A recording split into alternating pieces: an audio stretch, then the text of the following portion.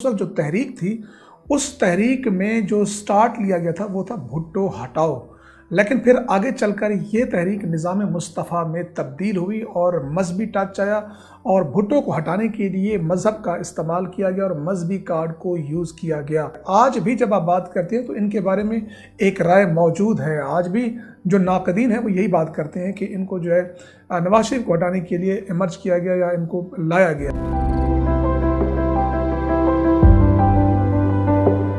2020 में जब यहाँ पर लास्ट टाइम धरना आया था, अल्लामा खादिम हुसैन रिजवी साहब हयात थे, तो उस वक्त हुकूमत के साथ उनके कुछ मुआहदे तय हुए थे। मुआहदे पर अमल दरामद के लिए 3 माह की मोहलत मांगी गई थी। मुआहदे के बाद फिर जब अमलदारी की बात आई तो फिर हुकूमत ने दोबारा निगोसिएशन की बात की और 3 माह मजीद वक्त मांगा गया था और ये 3 माह तकरीबन कोई 20 अप्रैल 2021 में मुकम्मल होना थे।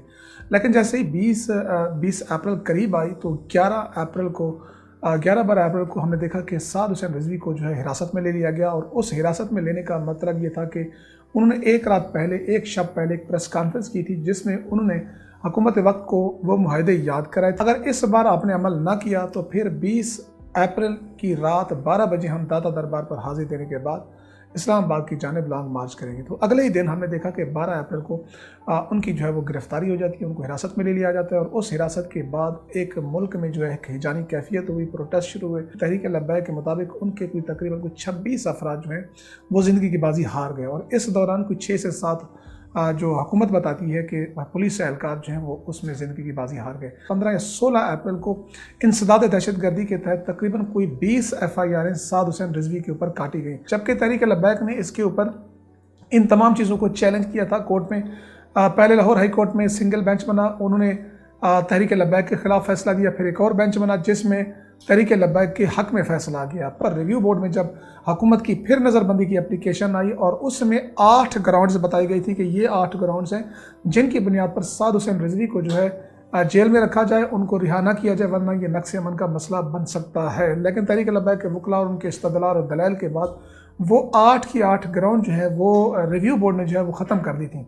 फिर उसके बाद हुकूमत ने फिर इनको एक ट्रिपल के तहत जो इंसदाद दहशतगर्दी के दफात है उसके साथ फिर 3 माह का एक नोटिफिकेशन जारी कर दिया। फिर उसको भी तहरीक लब्बैक ने चैलेंज किया, उसके खिलाफ भी वो कोर्ट में गई और ये 3 महीने केस चलता रहा, इसकी मुख्तलिफ हेयरिंग होती रही। बिल आखिर 1 अक्टूबर को फैसला तहरीक लब्बैक के हक में आया। फिर उसके बाद हुकूमत ने ये किया कि इस सारे मामले के ऊपर फेडरल रिव्यू बोर्ड में चली गई और फेडरल रिव्यू बोर्ड से 1 महीने की फिर नज़रबंदी की जो है उसकी तौसीह दे दी गई कि तहरीक लब्बैक के वकला ने नेक्स्ट हियरिंग पर रिव्यू बोर्ड को बताया कि ये तो फैसला हाई कोर्ट दे चुकी है।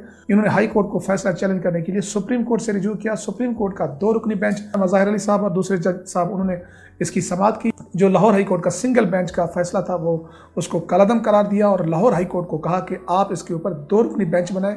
ये जो समाअत थी ये सिंगल रुकनी बेंच नहीं सुन सकता था क्योंकि इसमें इंसदाद दहशतगर्दी की दफात शामिल है, तो लिहाजा इस पर 2 रुकनी बेंच बनाया जाए। नवंबर में जो मुआहदा था वो यही था कि फ्रांस के सफ़ीर को मुल्क बदर किया जाए, यहाँ से निकाला जाए, रियासती सतह पर एक ऐसा रिएक्शन दिया जाए क्योंकि फ्रांस का जो सदर है वो तौहीन रिसालत में उसमें मुर्तकब हुआ है। एक तो ये था, दूसरा वही था कि हमारे ऊपर जो मुकदमात हैं वो ख़त्म किए जाएँ और तीसरी चीज़ें ये थी कि फ़्रांस की जो मसनूआत हैं उनका बाइकाट किया जाए। जब ये नज़रबंदी का मामला हुआ साद हुसैन रिजवी का, यानी कि दोबारा जब चीज़ें शामिल की तो उनमें 3 चीज़ें हमने देखी हैं कि वो शामिल हैं। 3 चीज़ों में से एक ये है कि सबसे पहले कि साद हुसैन रिजवी की जो नज़रबंदी का मामला है उसको ख़त्म किया जाए। दूसरा जो है वो वही है कि हमारे तकरीबन कोई 750 अफराद जो हैं वो उस वक्त इन्होंने 1200 बताए थे, लेकिन वज़ारत दाखिला में इन्होंने जो लिस्ट पकड़ाई है वो तकरीबन 700-750 अफराद की है कि वो शेड्यूल 4 में उनके खिलाफ मुकदमात वापस लिए जाएँ जितने रियासत ने किए और शेड्यूल 4 वापस लिया जाए।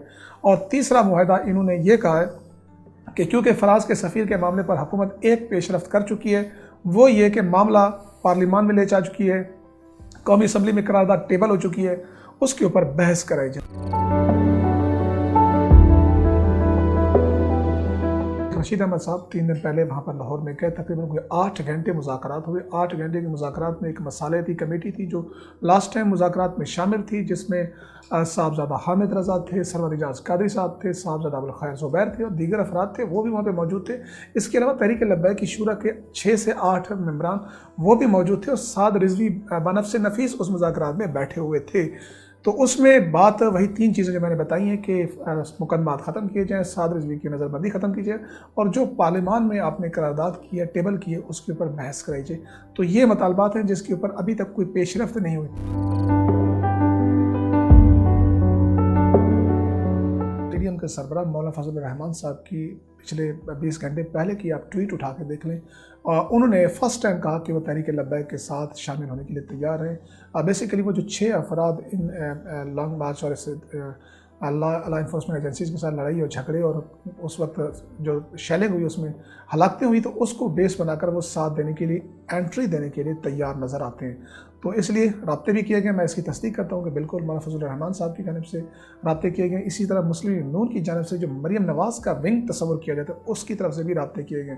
अलबत्ता शहबाज शरीफ इसके हक़ में नहीं। साबका इलेक्शन 2018 का देखा जाए तो ये पाकिस्तान की तीसरी बड़ी क़ुव्वत और पहली मजहबी क़ुव्वत, ये जो सेंटीमेंट है ना नामूस रिसालत की वजह से, ये इस सेंटीमेंट और इसकी बुनियाद पर कि दीन को तख्त पर लाया जाए इनका नारा है, उसकी बुनियाद पर ये वोटर्स को तो अट्रैक्ट कर रहे हैं। लेकिन फ्यूचर यही है, एक प्रेशर ग्रुप रहेगा बहरहाल।